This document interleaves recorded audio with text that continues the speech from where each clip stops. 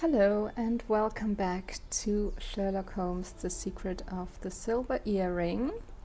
We have company and I already forgot what my purpose is, what my task is here with Watson. Shouldn't I go to... or I should read something again, something like that, right? Let's see, Sherlock, tell me what to do. Okay, let's see what we have in our documents.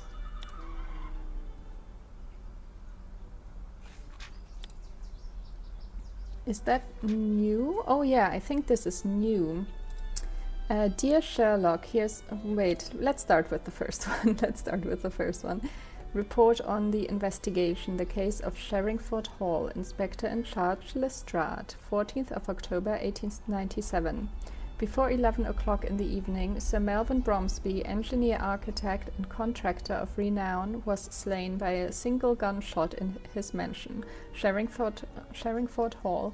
The crime, the author of which is still undetermined, took place in the ballroom during the reception arranged by the victim in honor of his daughter's return to England. She had spent the last several years at finishing school on the continent. Despite the presence of 100 witnesses, no precise testimony was obtained regarding the exact circumstances of this horrific act. Nevertheless, based upon certain evidences, there is a presumption of suspicion towards the daughter of the victim, Miss Lavinia Bromsby. Instrument of crime. Report by Inspector Lestrade, 14th of October 1897. Instrument of crime. The bullet extracted from the corpse of the victim corresponds to the caliber of the revolver found in Miss Lavinia Bromsby's purse. This purse, found on the floor, was near the door from which Miss Lavinia Bromsby first appeared after the mortal shot was fired.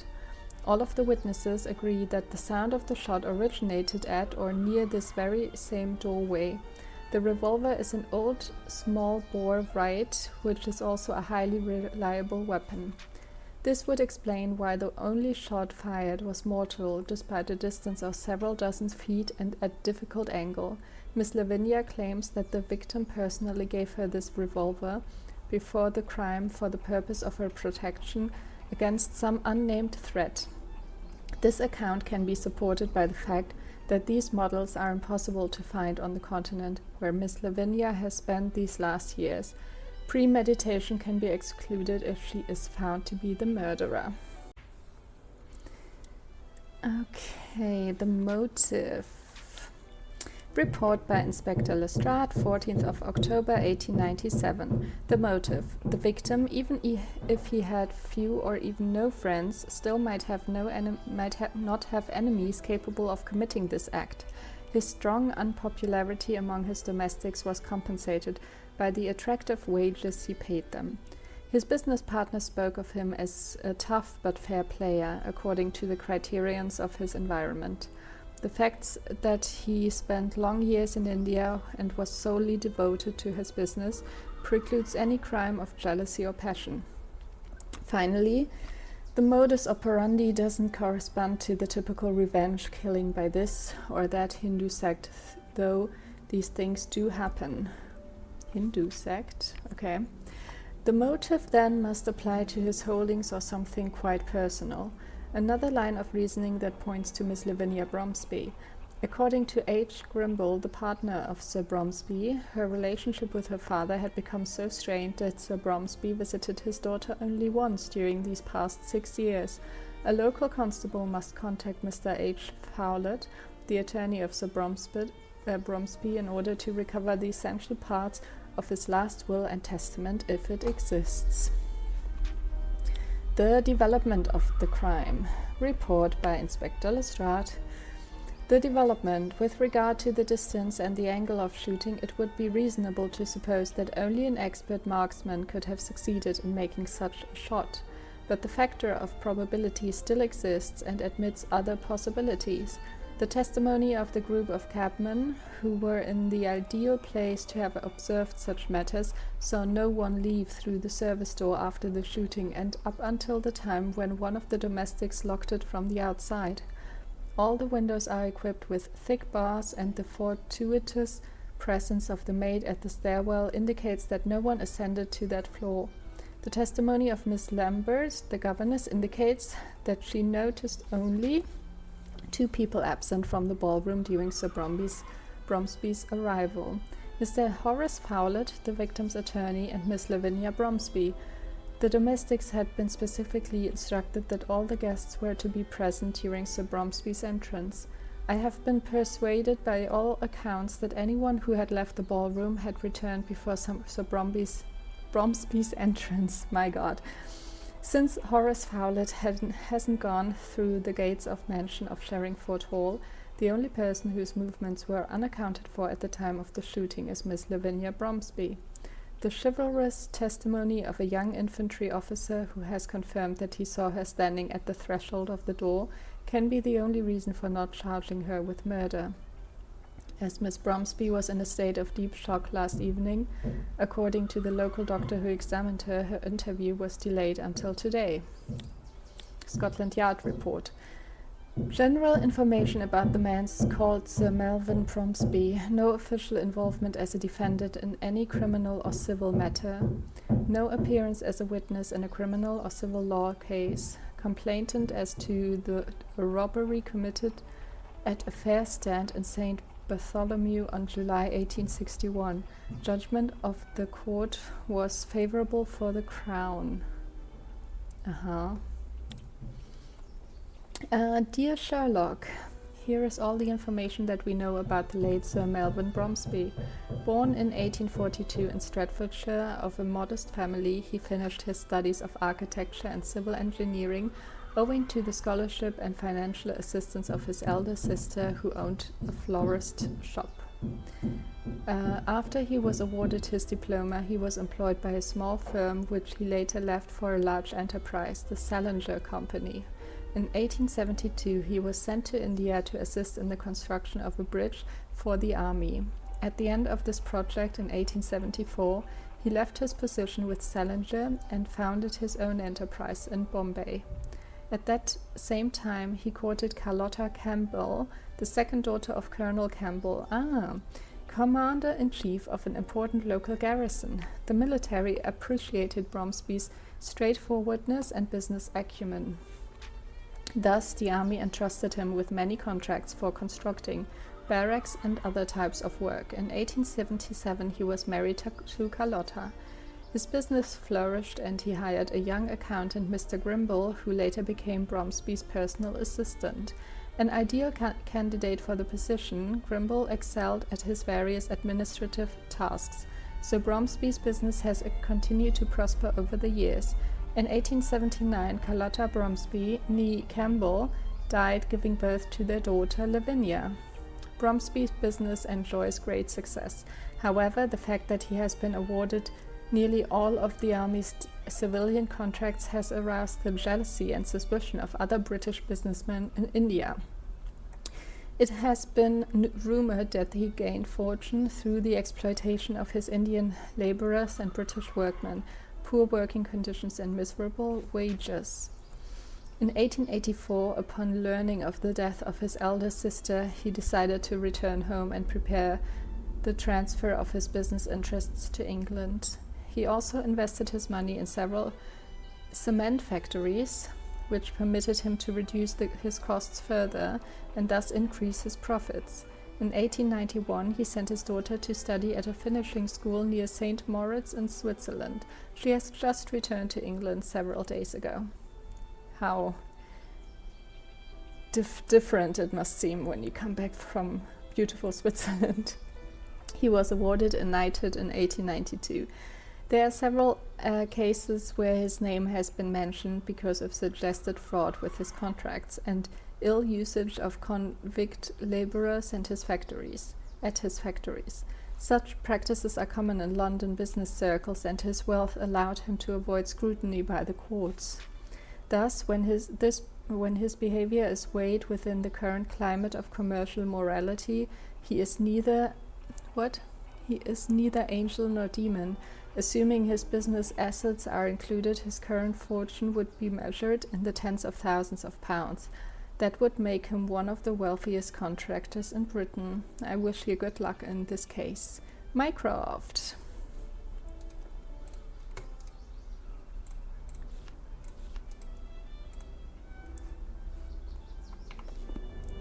All this is very interesting. According to the evidence, it seems that the shooter was not in the ballroom or the corridor. Where was he then? Are you finished, Underneath. Watson? Shall we go? Let us return to Sherringford Hall. Okay, back to Sherringford Hall. Yes, let's go. Oh, sometimes the font is so difficult to read. Cabby!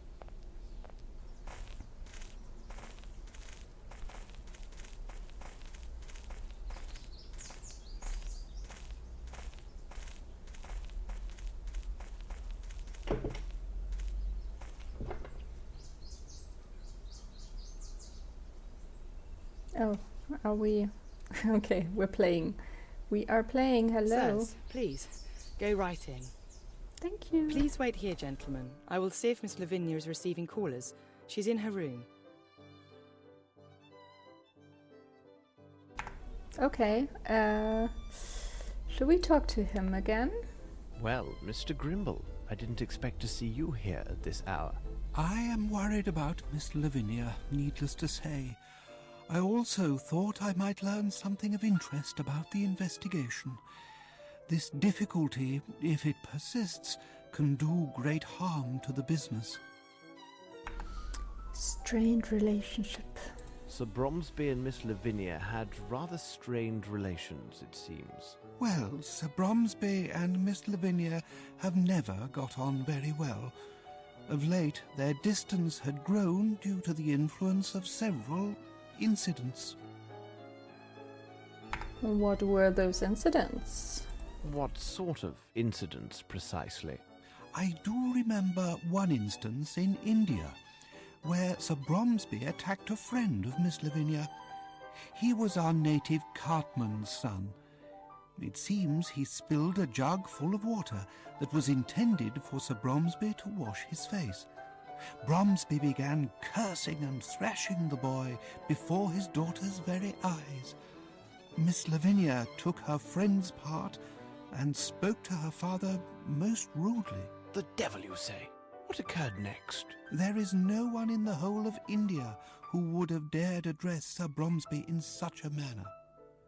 He stayed closeted in his office for the entire day. The next day he fired the carter. But despite these incidents, I am still sure that Miss Lavinia sincerely loved her father. Yes, probably. I'm sorry, but I have to go. I have to go. All right, as you wish. I shall remain here. Okay, cool. Thanks. You're just standing around waiting for us to return. Okay, shall we try to go I somewhere? have to leave you, sirs. I need to verify certain things. Okay. Seems we're snooping around a little bit more. The more we consider the facts of this affair, the more mysterious it becomes. The important thing is to be precise and rigorous in your analysis. But at Scotland Yard, we know this well. Reminds me a bit of bad business I resolved. I believe it involved a theft of sticks from a polo team. I have myself engaged in this sport but a few years ago. Really? Do you enjoy the sport of polo, Mr. Grimble? No. You cannot imagine the benefits of this sport. To achieve perfect form and union, man with horse. A little like the waltz, eh? Exactly. Except that with this sport, mounting is at full speed, which complicates things singularly. I don't follow you. The team from Brixton, in my opinion, is the finest example of how polo should be played. Perhaps they may well be. But what would you say about that last match of the Old Goats Rangers? They were absolutely splendid. But what of the Brixton team? Weren't they the cause of some ruckus about a matter of corruption? Okay, they're just talking about sports, as you do. So what else is it that you want to see, Sherlock? You want to talk to Miss Lavinia, but what else? Oh, no. we're not going, no, not going away. Going back to the kitchen. Hello again. May I come in? Well, oh, take that! It's already dead. Pardon me. It is already quite dead, you know. Oh, you frighten me! I have a case of the nerves, you understand. I cannot find my bottles. Bottles? Very good. No. I will leave you to your chicken then. That was That's it. No, that was the wrong option. Well, oh, take that! On the table. No, not those. That is a poor vintage. The 2 bottles that the old crab, God rest his soul, ordered up from London for the party. Both were 18-year-old whiskey, perfect for the digestion and the heart's sorrows. Mm-hmm. And who could have taken them? I'm sure that the barman from Hartford stumbled them. Who else would know to take those particular bottles over the others? Very good. Okay. I will leave you to your chicken So we've then. got That's it. some stolen whiskey bottles. Okay, I think I can't do anything else in here, it seems. Can't walk Can I walk around anymore? Oh, okay, I can. But I think there's nothing really new here. But yeah, I was thinking maybe if it's now certain that the murderer was not in the ballroom and not in the hallway, maybe it was from above or from underneath, but underneath would be difficult to shoot him in the chest, right? Yeah, I don't know. Oh, gloves. To whom does this belong? Yeah, I wonder. Some employees' gloves. Hello, Sherlock. Something new in the bathroom, maybe? Oh, it's very dark. Okay, I can't see anything new. Or maybe, was there something in the bin? I would definitely think someone threw something into the bin.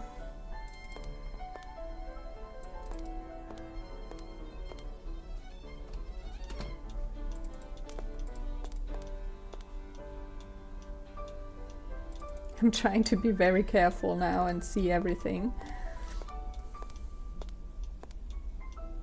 It's also crazy to have all these hallways without any windows. That's not very safe in terms of it's a fire hazard. A Oh, handbag of Lavinia Bromsby. I do not favour ransacking a lady's personal property, but I think she will be understanding. yeah, sure. Do it now, ask for forgiveness later. A programme for the London Opera. Mm-hmm. Oh.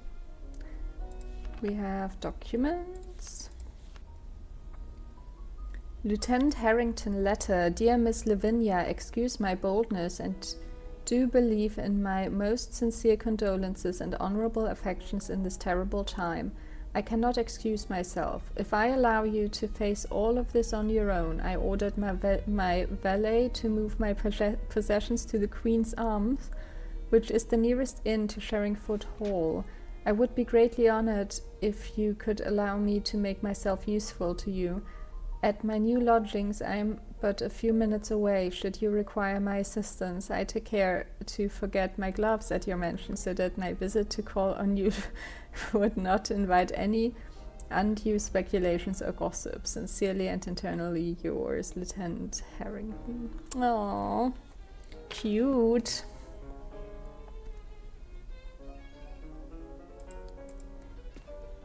So we know who the white gloves belong to.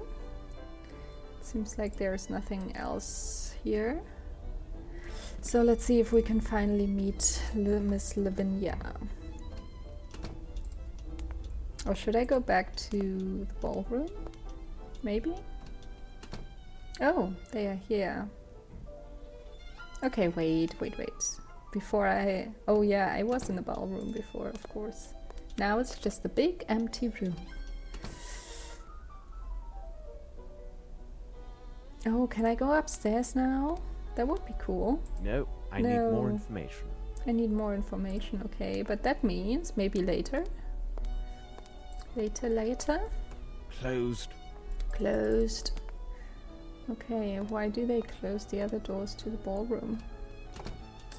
I don't know. Okay, let's talk. But maybe this one's open.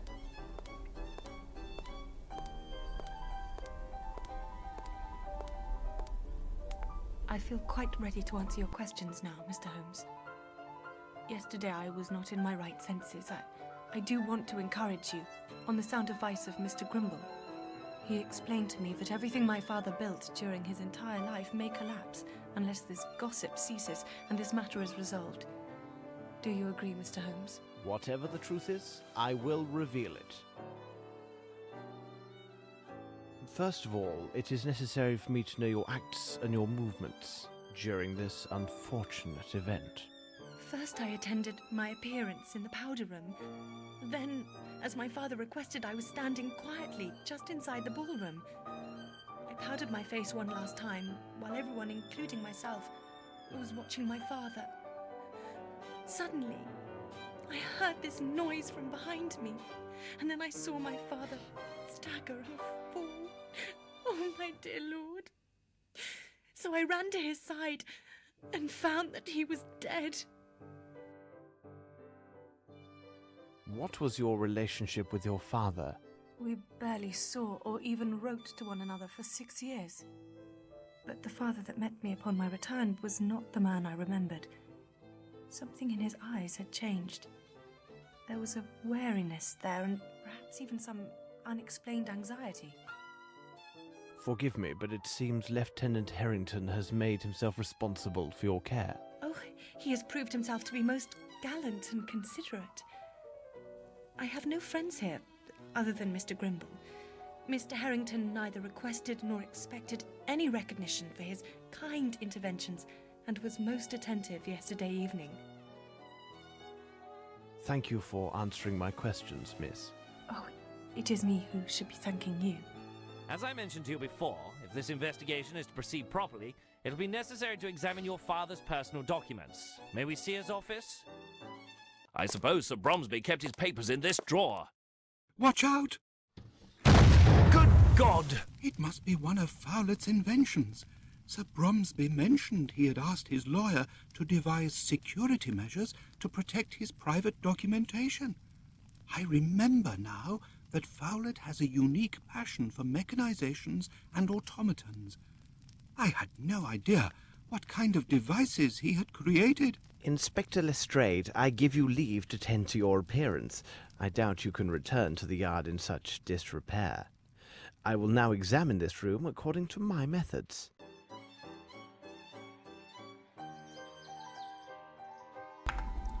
Okay, according to my methods. Lestrade almost got killed. Okay, let's see, what do we have? A cigar, a book. Has been marked. Let's examine it. Okay. Should we read it? Medieval French art. The first examples of this art from now on, named crude colored woodcuts, date back to the first decade of the Middle Ages. In that time there was neither any artistic nor other rationale for hiding one picture inside another. The motivations were sometimes subversive because certain subjects were forbidden to be artistically represented. Today, this technique is still rarely used, and the great majority of crude colored woodcuts conceal only animals or joyful personages in Baroque landscapes. Okay, so maybe we are looking for something hidden in a picture. The young Lavinia, with her grandfather, no doubt. Okay. And great, some guys in Africa. Or need India. something. No, probably India. You need something. A Masonic symbol, no doubt. Part of the Freemasons? Can I also take a picture, look at the picture? Yeah, young Lavinia Bromsby. Great. Great activity to learn shooting. Oh, and some pieces.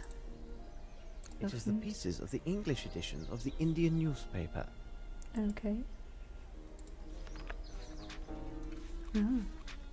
Bromsby, Grimble, and third person with a Masonic ring.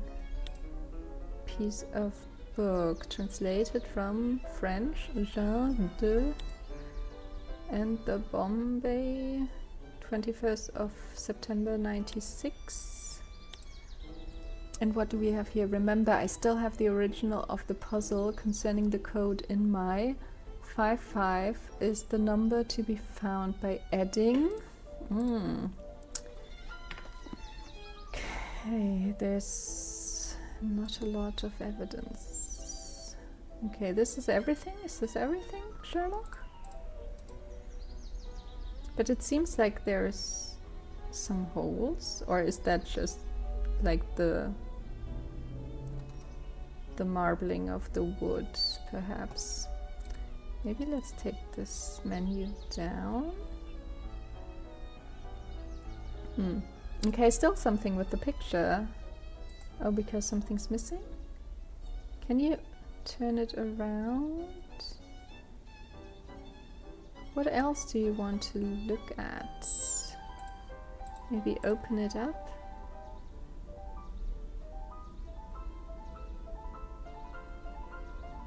What? What is it?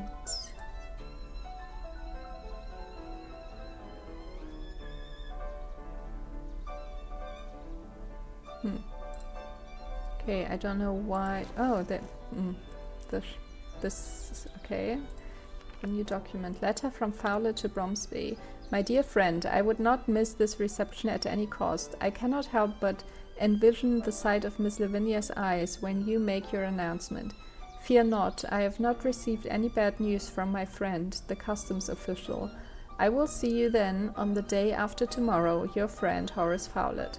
P.S. This book will certainly help you to understand my preferences in art that you found so debatable during your last visit. One more challenge. Okay. Interesting. But what's with the picture? Should I take a magnifying glass again? Maybe. Okay, let's see if Sherlock lets me leave. Or are you looking at something else? Oh, the big painting.